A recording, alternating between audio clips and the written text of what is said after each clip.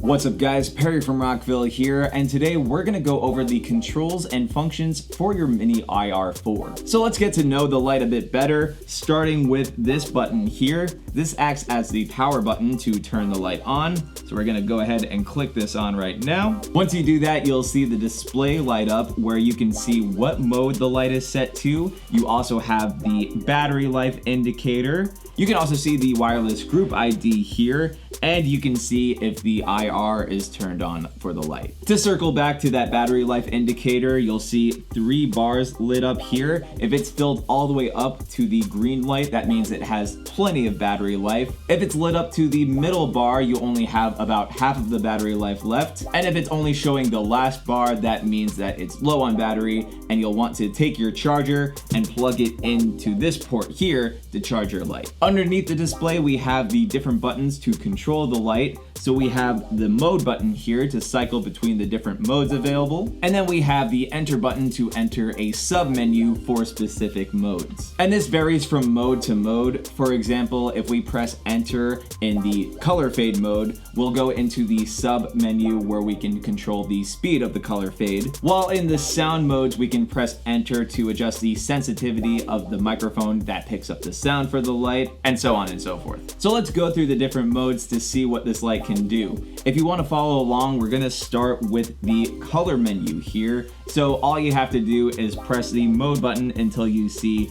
the COL light up on your display. So the color mode allows us to set up a custom color for the light. So for example, if we press enter, the first option we have is to control the red LEDs coming out of the light. So it's all the way at 0 right now, but if we cycle to 99, then you'll see the red LEDs shining through the light, and we can adjust this. So if we want less light to come through, we can cycle down. So at about 50%, this is how much red will come through. Then we can press enter again.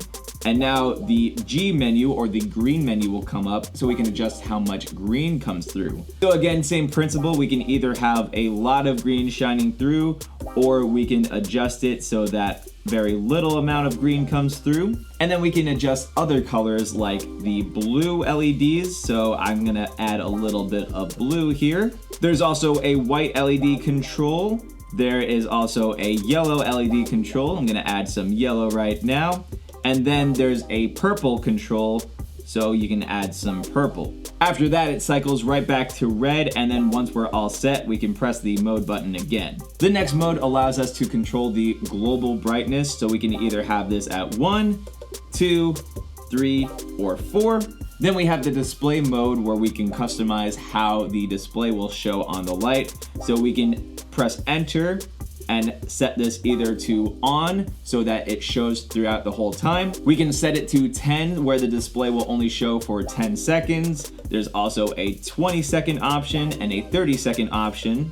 So after the 10, 20, or 30 seconds, you won't see what mode the light is set to, but you're still gonna see the battery life indicator, the IR indicator, and the wireless group ID. Speaking of which, we have the wireless group ID mode here, so we can cycle between the wireless group ID that the light is set to, and this allows us to sync our lights up in master-slave mode, sync up the lights to our wireless DMX controller, and so on. Also keep in mind, these wireless group IDs are color-coded, which makes it very easy to sync them up. So we have 1 for red, we have 2 for green, 3 for yellow, 4 for blue, 5 for purple, 6 for cyan, and 7 for white. So again, you can set your lights and or your DMX controller to the same wireless group IDs, and then they're all gonna communicate together, but we're gonna go over that later on step by step to show you how to link them all together.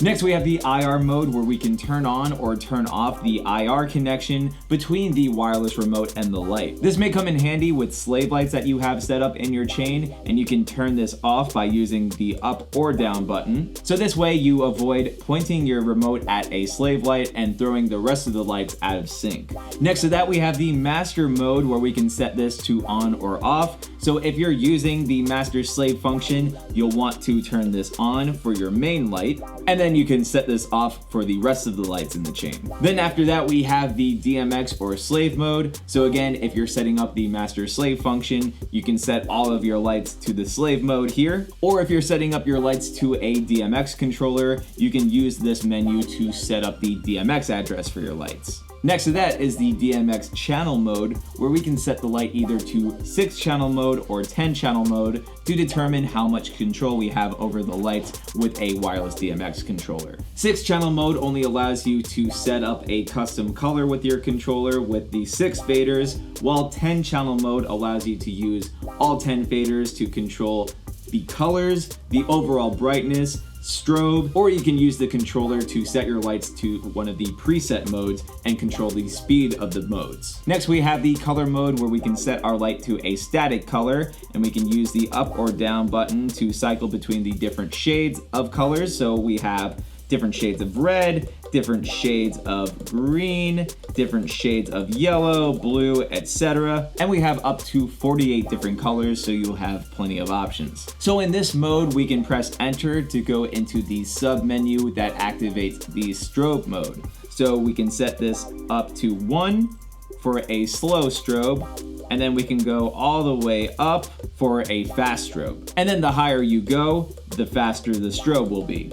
Next, we have the jump mode, where the light jumps between different colors, and we can use the up or down buttons to control the speed of the jump. Next, we have the fade mode, where the light will fade between each color, and we actually have 2 options for this. So we have color fade 1 and color fade 2. And once you choose which one you want to use, you can press enter and use the up or down buttons to control the speed of the color fade. Next, we have the sound mode, where the light interacts with any sound to change color. As you can see right now, it's changing color with the sound of my voice. And we have 4 different sound modes. So we have sound mode 1 right here, sound mode 2, sound mode 3, and sound mode 4. And like I mentioned before, we can press enter to go into the sub menu to adjust the sensitivity of the built-in mic. So if you wanted your light to interact with the sound easily, you're gonna want to set this all the way up to 9. And then if you set it any lower, it makes it less sensitive.